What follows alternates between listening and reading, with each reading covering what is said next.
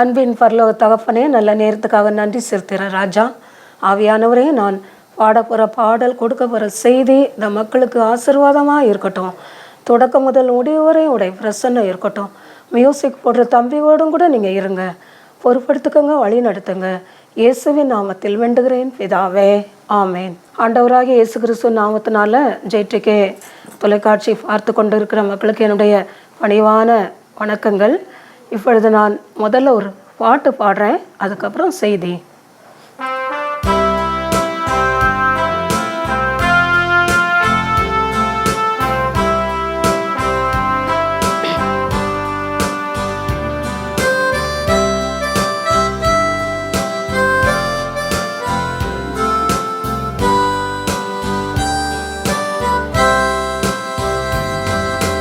நீரே வழி, நீரே சத்தியம், நீரே ஜீவன் இயேசையா. எனக்கு நீரே வழி, நீரே சத்தியம், நீரே ஜீவன் இயேசையா.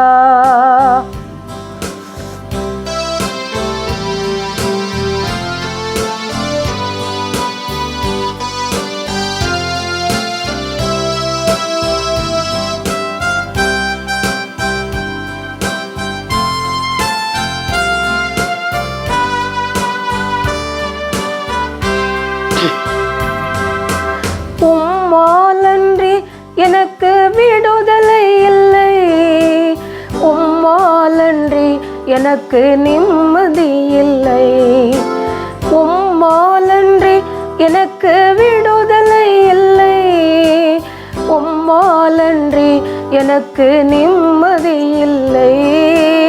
நீரே வழி, நீரே சத்தியம், நீரே ஜீவன் இயேசையா.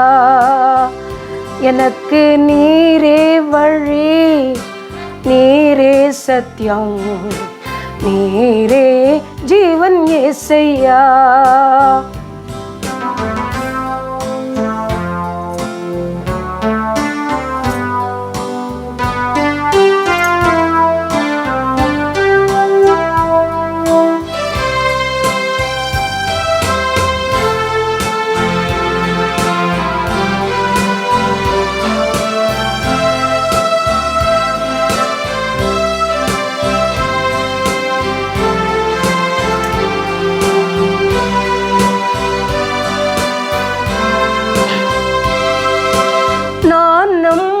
மனிதர் கைவிடலாம், ஆனால் நீர் ஒரு போதும் கைவிட மாட்டீர். நான் நம்பும் மனிதர் கைவிடலாம், ஆனால் நீர் ஒரு போதும் கைவிட மாட்டீர். நீரே வழி, நீரே சத்தியம், நீரே ஜீவன் இயேசையா. எனக்கு நீரே வழி, நீரே சத்தியம், நீரே ஜீவன் இயேசையா.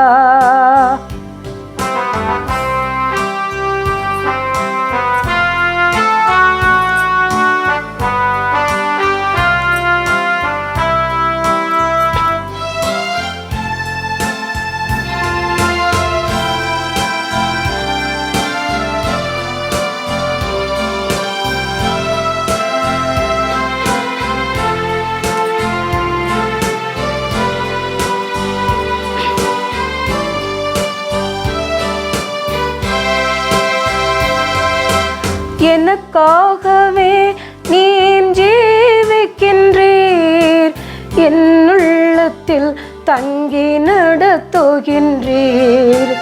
எனக்காகவே நீர் ஜீவிக்கின்றீர், என்னுள்ளத்தில் தங்கி நடத்துகின்றீர். நீரே வழி, நீரே சத்தியம், நீரே ஜீவன் இயேசையா. எனக்கு நீரே வழி, நீரே சத்தியம், நீரே ஜீவன் இயேசையா.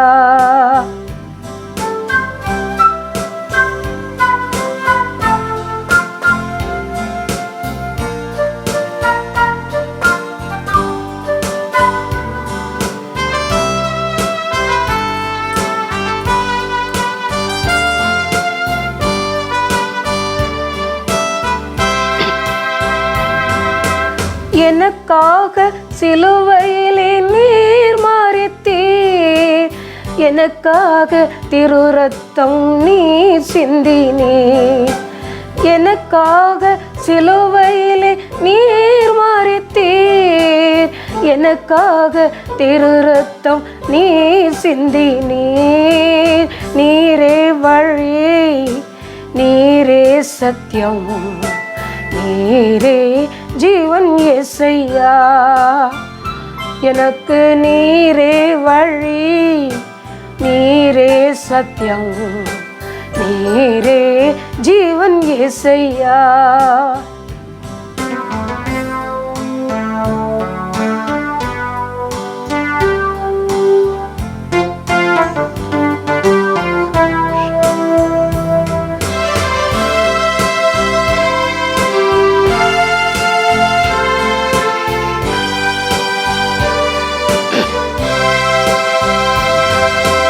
நீர் தருவீர் எனக்கு சந்தோஷம், நீர் தருவீர் எனக்கு சமாதானம், நீர் தருவீர் எனக்கு சந்தோஷம், நீர் தருவீர் எனக்கு சமாதானம். நீரே வழி, நீரே சத்தியம், நீரே ஜீவன் இயேசையா. எனக்கு நீரே வழி, நீரே சத்தியம், நீரே ஜீவன் இயேசையா. எனக்கு உங்களுக்கு நான் கொடுக்க போகிற தலைப்பு வந்து நம்மை சீரான வழியில் நடத்துகிற தேவன். கர்த்தருக்கே மகிமையும் கனமும் வல்லமையும் உண்டாகட்டும். நம்மை வந்து சீரான வழியில் நடத்துறது வந்து நம் தேவனாகிய கர்த்தர் தான். அவங்க தான் நம்மளை பரிசுத்தமான பாதையில் நடத்த முடியும். என்ன, மனுஷன் வந்து நடத்துகிற பாதை வந்து அது சரியாக இருக்காது, தெரியுதா? இப்போ முதல்ல சங்கீதம் 32:8, நான் உனக்கு போதித்து நீ நடக்க வேண்டிய வழியை உனக்கு காட்டுவேன், உன்மேல் என் கண்ணை வைத்து உனக்கு ஆலோசனை சொல்லுவேன். ஆண்டவர் சொல்கிறாங்க, நான் உனக்கு போதித்து நீ நடக்க வேண்டிய வழியை நான் உனக்கு காட்டுவேன், உன் மேலே என் கண்ணை வச்சு உனக்கு நான் ஆலோசனை சொல்லுவேன்னு சொல்கிறாங்க.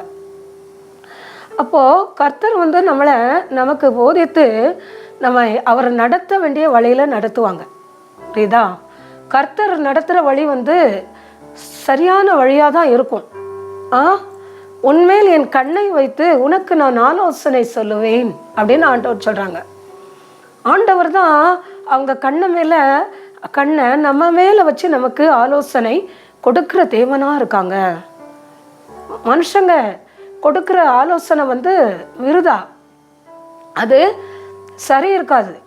நீ வந்து பாவத்தில் விழு, நீ அங்கே போ, நீ இங்கே போ, நீ அந்த இருளுக்குள்ளே போ, நீ அந்த பொல்லாதவங்க கூட சேரு, இப்படிலாம் சொல்லுவாங்கல்ல மனுஷங்க ஆலோசனை. மனுஷங்களுடைய ஆலோசனை விருதா, அதை நம்ம கேட்கக்கூடாது. கர்த்தர் கொடுக்குற ஆலோசனை படி தான் நம்ம வந்து நடக்கணும். அன்னைக்கு ஆதியாகமத்தில் பார்க்குறோம்ல, பழைய ஏற்பாடில் அந்த ஏவாளுக்கு பிசாசு தவறான ஆலோசனை கொடுத்தனால அந்த ஏவாள் வந்து கர்த்தர் சொன்ன வார்த்தையில் வந்து அவன் மீறிட்டான். ஏவாள் அவளுக்கு கீழ்ப்படியலை, கர்த்தருக்கு கீழ்ப்படியலை. அவன் மட்டும் இல்லை, அவனையும் அவள் பாவம் செய்ய தூண்டினான், அப்படி தானே? அப்போது சாத்தான் கொடுக்குற ஆலோசனை, மனுஷன் கொடுக்குற ஆலோசனை இப்படி தான் இருக்கும். ஏவாள் நல்லா இருந்திருந்தாங்கன்னா அன்னைக்கு அவங்களுக்கு சாவு இருந்திருக்காது, மரணம் இருந்திருக்காது. என்ன, ஏதேன் தோட்டத்தை விட்டு அவங்க வந்து விரட்டி தள்ளப்பட்டிருக்க மாட்டாங்க, அப்படி தானே? அவங்க நல்லா சந்தோஷமாக இருந்திருப்பாங்க. பாருங்கள், பிசாசுடைய ஆலோசனையில் அவங்க விழுந்ததுனால அவங்க எல்லாவற்றையும் எழுந்து போயிட்டாங்க. அது மாத்திரம் இல்லை, கர்த்தர் சாபம் கொடுத்தாங்க, அப்படி தானே?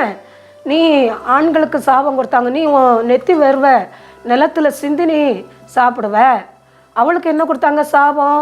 நீ ஸ்திரீக்கு வந்து நீ குழந்தை பெறும்போது நீ ரொம்ப வேதனைப்படுவ. அதே மாதிரி சாபம் கொடுத்தாங்க. அது இப்போவும் நடக்குது அல்லவா? அப்போது பிசாசின் சோதனைக்கு நம்ம இடம் கொடுக்கக்கூடாது. நாமளும் இப்படி பிசாசின் சோதனைக்கு நம்ம இடம் கொடுத்தோம்னா தவறான வழியில் போய் நம்ம அழிஞ்சு போகிறது நிச்சயம். அதான் நான் உனக்கு போதித்து நீ நடக்க வேண்டிய வழியை நான் உனக்கு காட்டுவேன். ஆண்டவர் சொல்கிறாங்க, உன் மேலே என் கண்ணை வச்சு உனக்கு நான் ஆலோசனை சொல்லுவேன். அப்போ கர்த்தர் சொன்ன ஆலோசனையின்படி தான் நம்ம நடக்கணும். நீ இப்படி இரு. ஆண்டவர் வசனத்தின் மூலம் நமக்கு ஒருவேளை ஆலோசனை சொல்லலாம்ல. இப்போ நேரடியாக எல்லாரு கூடயும் பேச மாட்டாங்க கர்த்தர். என்ன அது பெரிய பெரிய பரிசுத்தவான்கள் கூடலாம் பேசலாம். நம்ம கூட ஒருவேளை வசனத்தின் மூலம் பேசலாம்ல. நீ இங்கே போகாத, அங்கே போகாத, அந்த வழியில் நடக்காத, அந்த பாவத்தில் நீ விழாத, அந்த வேசித்தனத்தில் நீ விழாத, அருவறுப்புகளில் நீ விழாதன்னு கர்த்தர் சொல்லும் போது நம்ம கேட்கணுமா இல்லையா? என்ன அதெல்லாம் கேட்காம நம்ம விழுந்துறதுனால தான் மக்கள் இப்போ மெஜாரிட்டி மக்கள் அழிஞ்சு போய்கிட்டே இருக்காங்க. பிசாசு கொடுக்குற சோதனை, மனுஷன் கொடுக்குற ஆலோசனை, இதனால அவங்க விழுந்து அழிஞ்சு போகிறாங்க. நீ சினிமா போ, கோயிலுக்கு போக வேண்டாம், நீ கேளிக்கைகளை பாரு, நீ இரவு விடுதிக்கு போ, இப்படிலாம் மனுஷங்க வழி காட்டுறாங்கல்ல. அப்போ அந்த வழியில் நடந்தோம்னா நமக்கு அழிவு தான் நிச்சயம். அப்போ அதான் ஆண்டவர் என்ன சொல்கிறாங்க, நான் உனக்கு போதிப்பேன், நீ நடக்க வேண்டிய வழியை நான் உனக்கு காட்டுவேன், உன் மேலே என் கண்ணை வச்சு உனக்கு நான் ஆலோசனை சொல்கிறேன். அப்போது நம் தேவனாகிய கர்த்தர் இன்றும் ஜீவிக்கிற கர்த்தராக இருக்காங்க. பழைய ஏற்பாடு இல்லை மட்டும்தான் கர்த்தர் இல்லை, புதிய ஏற்பாடு இன்னும் உலகம் முடிகிற வரைக்கும் நம் தேவனாகிய கர்த்தர் இயேசு நம்மோடு கூட தான் இருக்காங்க. அவங்க ஆலோசனையை தான் நம்ம கேட்டு நடக்கணும். பிரியமானவர்களே, என்ன பிசாசு சொல்கிற ஆலோசனை சிலர் மனுஷங்க பிசாசு மாதிரியே ஆலோசனை சொல்லுவாங்க. அதிலெல்லாம் நீ கேட்காதீங்க. அதெல்லாம் விட்டுட்டு நல்ல வழியில் நடக்க பாருங்கள்.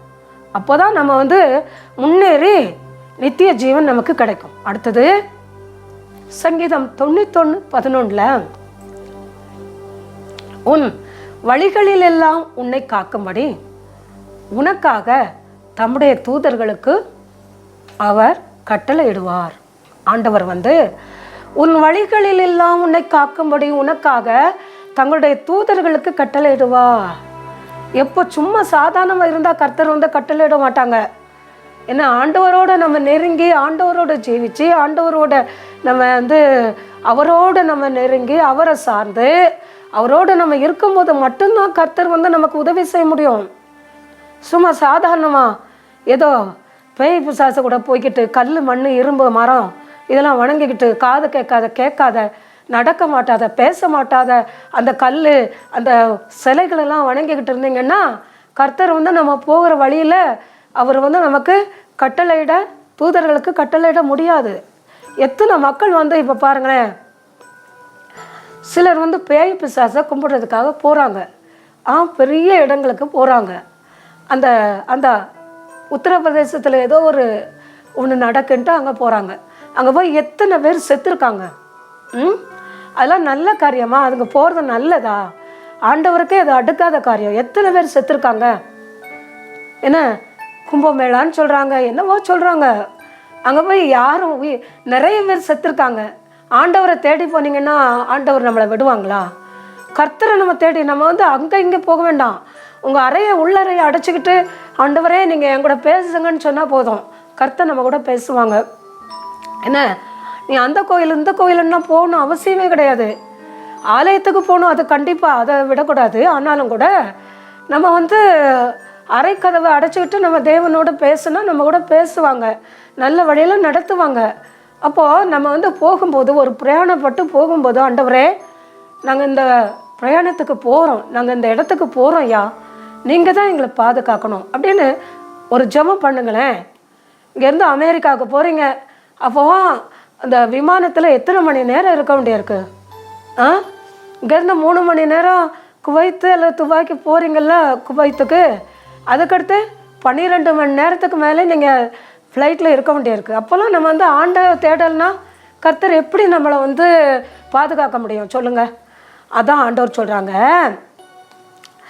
நீ போகும் இடமெல்லாம் அவர் உன்னை காக்கும்படி அவர் தம்முடைய தூதர்களுக்கு கட்டளையிடுவார். அப்போது ஆண்டவரை நம்ம நோக்கி பார்க்கணும். ஆண்டவரே நாங்கள் இங்கே போகிறோம், எங்களுக்கு எந்த சேதம் வராமல் நீங்கள் தான் பாதுகாக்கணும். அப்படியே நம்ம ஜெபிக்கணும். சும்மா ஏனோ தானோன்னு போனோன்னா ஆண்டவரை வந்து நமக்கு உதவி செய்ய முடியாது. நம்ம ஆண்டவரை நோக்கி பார்க்கும்போது, ஆண்டவரை நோக்கி கூப்பிடும்போது மாத்திரம்தான் கர்த்தர் நமக்கு உதவி செய்ய முடியும். புரியுதா? அப்போ ஆண்டவரை நோக்கி நம்ம பார்க்கணும். அதை நீங்கள் நினச்சிக்கோங்க.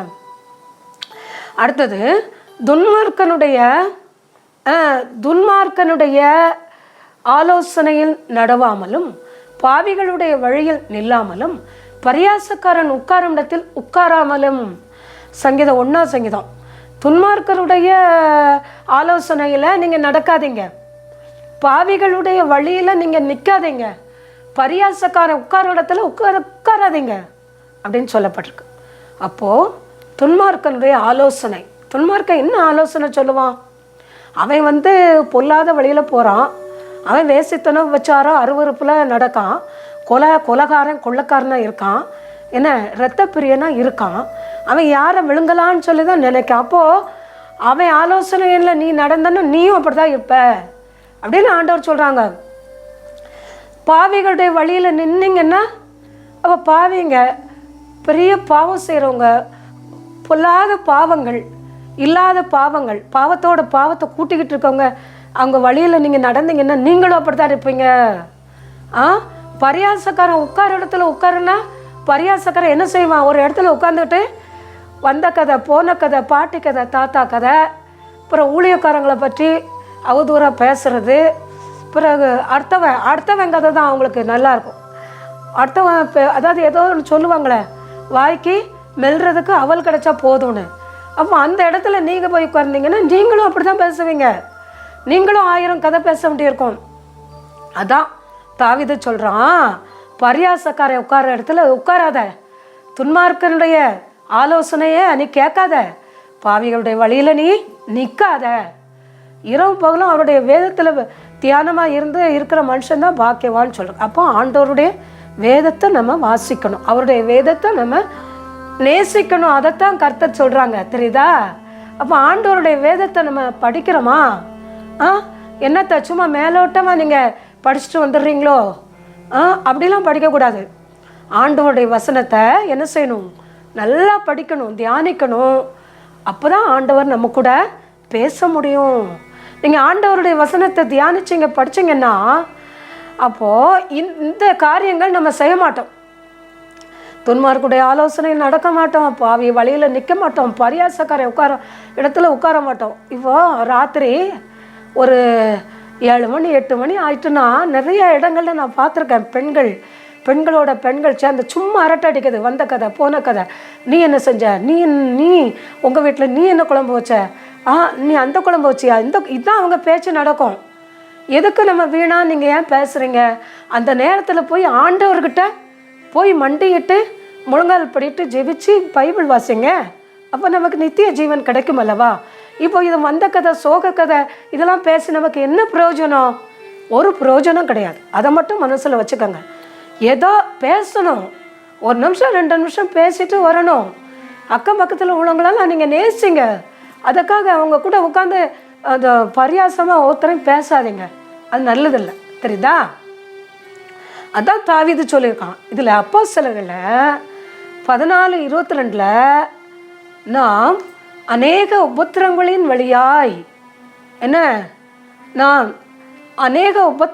வழியாய் தேவனுடைய ராஜ்யத்துக்குள் பிரவேசிக்க வேண்டியதாய் இருக்கிறது என்று சொன்னார்கள். இதில் பவுலை இழுத்தாங்க, அடித்தாங்க, அவனை கல்லெறிஞ்சாங்க, அவனை அவதூறாக பேசி இழுத்தாங்க, எல்லாம் செஞ்சாங்க, அவனை ரொம்ப கொடுமைப்படுத்தினாங்க. எதுக்குன்னா கர்த்தரை பற்றி அவன் சொன்னான்ல, அதுக்காக. ஆனால் அவன் சந்தோஷப்பட்டான். நமக்கும் அப்படி ஒரு அவதூறான ஒரு பேச்சு வந்ததுன்னா நம்ம சந்தோஷப்படணும். இதான் அநேக உபத்திரவங்கள். அதான் பேதுரும் பர்னபாவும் மற்றவங்கிட்ட சொல்கிறாங்க, நான் அநேக உபத்திரங்களின் வழியாய் தேவனுடைய ராஜ்யத்துக்குள் பிரவேசிக்க வேண்டியதாக இருக்கிறது. அநேக உபத்திரவங்களின் வழி கர்த்தருடைய ராஜ்யத்துக்குள்ள, தேவனுடைய ராஜ்யத்துக்குள்ள, பரலோக ராஜ்யத்துக்குள்ள நம்ம பிரவேசிக்கணும். அப்படிங்கிறது சும்மா ஈஸியான காரியம் இல்லை. நிறைய உபத்திரவங்களின் வழியாக தான் நம்ம கடந்து போகணும். அதை நினைங்க. நமக்கு ஆண்டவருக்காக உங்களுக்கு என்ன உபத்திரம் வந்தாலும் அதை தாங்கிக்கங்க, அதை சகிச்சுக்கங்க. ஏன்னா அப்போ தான் நம்ம தேவனுடைய ராஜ்யத்துக்குள்ளே நம்ம பிரவேசிக்க முடியும். இந்த உலகம் நமக்கு சொதம் இல்லை. இந்த உலகம் நமக்கு நிரந்தரம் கிடையாது. இது ஒரு வாடகை வீடு. இது சும்மா ஒரு நாடக மேடை. உலகம்னா நாடக மேடை. நம்ம எல்லாரும் அதில் நடிச்சுக்கிட்டு இருக்கோம். நடிகர்கள். தாயா நடிக்க வேண்டியிருக்கு, புருஷனா நடிக்க வேண்டியிருக்கு, மனைவியா நடிக்கங்க, பிள்ளைங்களா நடிக்கங்க. இதெல்லாம் ஒரு நாடகம் மேடை. மரணம் வரும்போது போ, எல்லாம் அவ்வளோதான், போகணும் போக வேண்டியதான். அதனால் தேவனுடைய ராஜ்யத்துக்குள்ளே பிரவேசிக்கும் போது நீங்கள் எதையும் சகிக்கிறதற்கு தயாராக இருக்கணும். அநேக உபத்திரங்களின் வழியாய் அப்படின்னு இருக்குல்ல, வழி, அவருடைய உபத்திரங்களின் வழியாக தான் நம்ம போகணும். சும்மா சாதாரணமாக பரலோக ராஜ்யம் நமக்கு கிடைச்சிடாது பிரியமானவர்களே. நிறைய உபத்திரவங்கள் இருக்கு, எவ்வளவோ உபத்திரவங்கள், எவ்வளவோ பாடுகள், புரியுதா? அப்போது அந்த உபத்திரவங்களின் வழியாக தான் நம்ம என்ன செய்யணும், கடந்து போகணும். அதை நினச்சிக்கங்க. ஆண்டவரே, இந்த உபத்திரவத்தை தாங்கக்கூடிய சக்தியை எங்களுக்கு கொடுங்க. அதை மட்டும் தான் நீங்கள் கேட்கணும், வேற ஒன்றும் கேட்கக்கூடாது. தெரியுதா? எல்லாத்தையும் தாங்கணும்.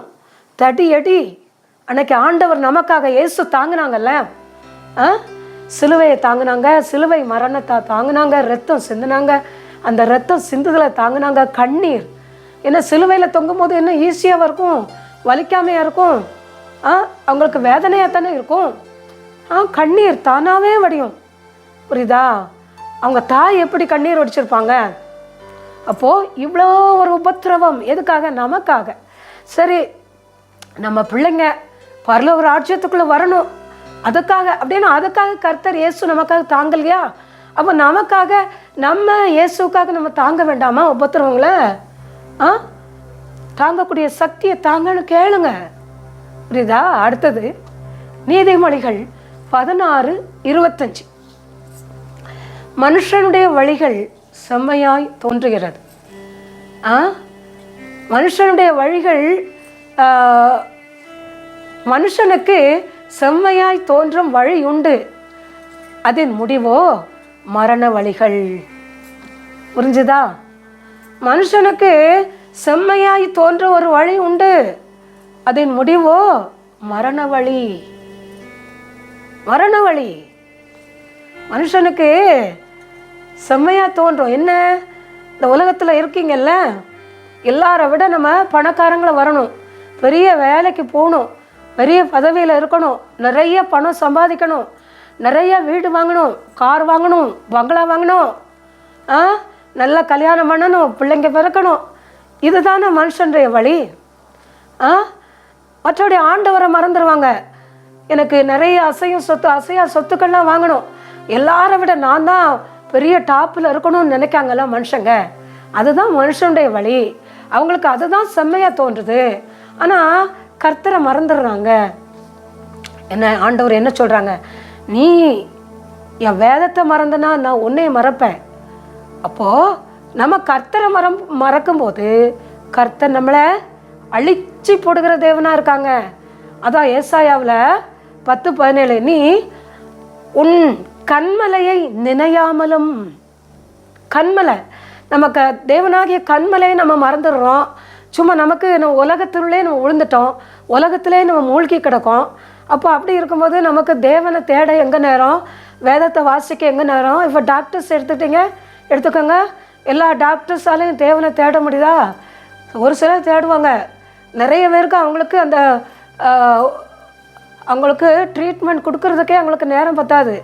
நைட்டில் கூட கூப்பிடுவாங்க போகணும் டாக்டர்ஸ்லாம். அப்போ ஆண்டவரை தேடுறதுக்கு அவங்களுக்கு என்ன வழி இருக்குது? அவங்கள மட்டும் நான் சொல்லலை, நிறைய பேர் தான். இதுதான் அவங்களுக்கு செம்மையாய் தோன்றும் வழிகள். உலக வழி தான் அவங்களுக்கு செம்மையாய் தோன்றும், அதன் முடிவோ மரண வழி. சரி, நீ ஆண்டவரை மறந்துட்ட, வேதத்தை மறந்துட்ட, அப்போது இந்த உலகமே கதி அப்படின்னு நீ இருக்க. அப்போது உனக்கு அதுதான் வழி, உனக்கு அதை தான் பரிசுத்தமான வழி நீ நினைக்க. அதனுடைய முடிவு மரண வழி. அது மரணம். சரி, மரணத்துக்கு நம்ம மரணம் வரும்போது எங்கே போவோம்? எங்கே போவோம்? அப்போ நமக்கு 2வது மரணம் தானே வரும். என்ன, நம்ம அப்படியே விழுந்து போயிட்டோம்ல, ஆண்டவரை மறந்துட்டோம், வேதத்தை மறந்துட்டோம், என்ன வேத வசனங்களை மறந்துட்டோம், தேவனை தேட மறந்துட்டோம்.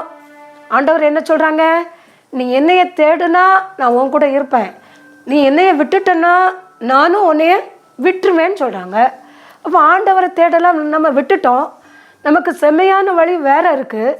என்ன, உலகத்தில் சாப்பிட்டு தூங்கி அதான் உண்டு உறங்கி எல்லாத்தையும் அனுபவிச்சு இதே நம்ம வழியாக இருந்ததுன்னா தேவனை தேடுறதுக்கு நமக்கு நேரம் எங்கே இருக்குது?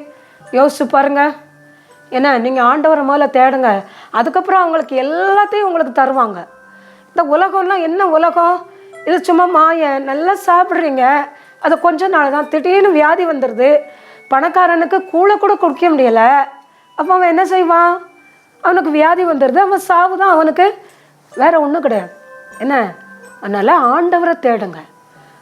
அவர் செம்மையான வழி அப்படின்னா கர்த்தரை தேடுறது, கர்த்தரோட உறவாடுறது, கர்த்தரோட நெருங்கி இருக்கிறது, அவரை வாஞ்சிக்கிறது, அவருடைய வேதத்தை பின்பற்றுறது, அவரை சார்ந்திருக்கு. இதுதான் நமக்கு செம்மையான வழி. தெரியுதா? மற்ற வழிகள்லாம் துன்மார்க்கன் கொடுக்குற வழி தான். அதனால் அந்த வழியை நீங்கள் தேடி போகாதீங்க. மார்க்கு 1:3 கர்த்தருக்கு வழியை ஆயத்தம் பண்ணுங்கள், அவருக்கு பாதையை செவ்வை பண்ணுங்கள் அப்படின்னு சொல்கிறாங்க. அப்போது கர்த்தருக்கு வழியை நம்ம ஆயத்தம் பண்ணணுமா, அவருக்கு வழியை நம்ம செம பண்ணணும் அப்படின்னு சொல்கிறாங்க. அப்போது நம்ம அதனால் ஆண்டவருக்கு நம்ம வழியை ஆயத்தப்படுத்தணும். இன்னும் ஒரே ஒரு வசனம் சொல்லிவிட்டு மீதி வசனங்களை நம்ம ஆண்டவர் சித்தமான அடுத்த மாதம் பார்க்கலான்னு. உபாகமம் 27வது அதிகாரம் 18வது வசனம். குருடனை வழிதப்ப செய்கிறவன் சபிக்கப்பட்டவன் என்றார்கள். அதற்கு எல்லாரும் என்ன சொன்னாங்க? ஆமேன் அப்படின்னு சொன்னாங்க. உபாகமம் 27:18. குருடனை வழிதப்ப பண்ணுறவன் சபிக்கப்பட்டவன். குருடன்னா நம்ம கண் பார்வை இல்லாதவங்க.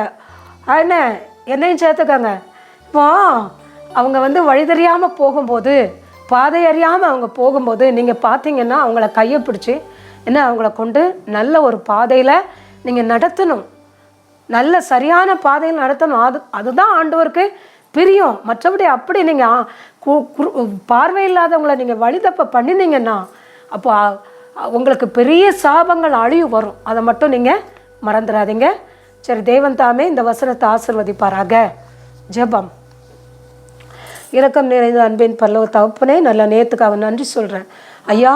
நீங்கள் கொடுத்த பாடல் செய்தி எல்லாவற்றையும் தேவன் தாமே நீங்கள் எனக்கு ஆசீர்வதித்து தந்தீங்க. நன்றி ஆண்டவரே. இதை கேட்ட யாவரும் ஆண்டவரே உங்களுக்குள்ளே வரணும், ஆண்டவரே மனம் திரும்பணும், ரட்சிக்கப்படணும். அதைத்தான் நான் விரும்புகிறேன்.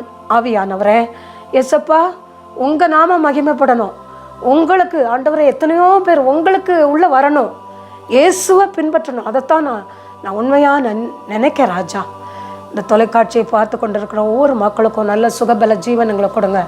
கைவலி, கழுத்து வலி, முட்டு வலி, ப்ரெஷர், சுகர், நரம்பு வலி, cancer, blood cancer, breast cancer, brain cancer, liver cancer, lungs cancer, கிட்னியில் இருக்கக்கூடிய கேன்சர், கற்பப்பையில் இருக்கக்கூடிய கேன்சர், கணையத்தில் இருக்கக்கூடிய கேன்சர், எல்லாவற்றிலும் இந்த விடுதலையை கொடுங்க. மர்ம காய்ச்சல், மர்ம நோயிலிருந்து விடுதலையை கொடுங்க. பக்கவாதம் உட்பட பல நோய்களால் பாதிக்கப்பட்டு படுக்கையில் இருக்கக்கூடிய மக்கள் படுக்கையை மாற்றி போடுங்க ராஜா.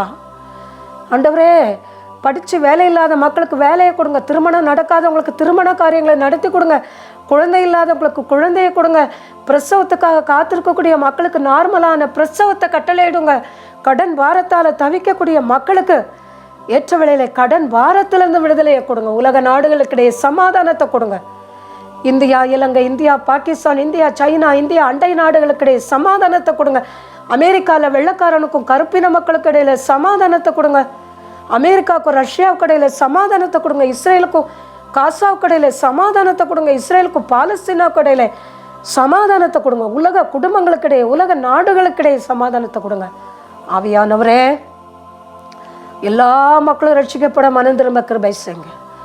உலகத்தில் இந்தியா, இலங்கை, அமெரிக்கா, ரஷ்யா, சைனா உட்பட உலக நாடுகளில் எல்லாம் எழுப்புதல் வரட்டும். ஆர்சி மக்கள் மத்தியில் எழுப்புதல் வரட்டும். சிஎஸ்ஐ சபை, பெண்டிகாஸ்ட் சபை மத்தியில் எழுப்புதல் வரட்டும். பிரஜாதி மக்கள் மத்தியில் எழுப்புதல் வரட்டும். எல்லா நாடுகளும் எழுப்புதல் வரட்டும். மழை இல்லாத இடத்துக்கு மழையை கொடுங்க. புயல் வெள்ளத்தால் பாதிக்கப்பட்ட மக்களுக்கு அதுலேருந்து விடுதலையை கொடுங்க. இருக்க வீடு வாசல் இல்லாதவங்களுக்கு வீடு வாசல் கொடுங்க. குடிக்க தண்ணி இல்லாதவங்களுக்கு தண்ணி கொடுங்க. உட கொடுங்க. சாப்பிட்றதுக்கு ஆகாரம் கொடுங்க. ஆவியானவரே, எங்களுக்கு நீங்கள் எல்லா நன்மைகளையும் செஞ்சுருக்கீங்க. நன்றி. செய்து கொண்டு இருக்கிற செய்து வருகிற எல்லா நன்மைகளுக்காக நன்றி ஆவியானவரே. அப்பா, ஏழைகள், விதவைகள், அனாதைங்க, ஒடுக்கப்பட்டவங்க, கணவனால் கைவிடப்பட்டவங்க, திக்கற்றவங்க, சிறைச்சாலையில் வாழும் மக்கள், சின்னவங்க, பெரியவங்க, வாலிபங்க, வயசானவங்க, குழந்தைங்க எல்லாரும் ரட்சிக்கப்படணும். ஒருவராது கெட்டு போதுமுடைய சித்தமில்லை ராஜா. உலகத்தில் 820 கோடி மக்களும் என் தேவனால் தொடப்படணும். சாத்தானுக்கு போகக்கூடாது. சாத்தானின் கிரியைகள் அழிக்கப்படணும்.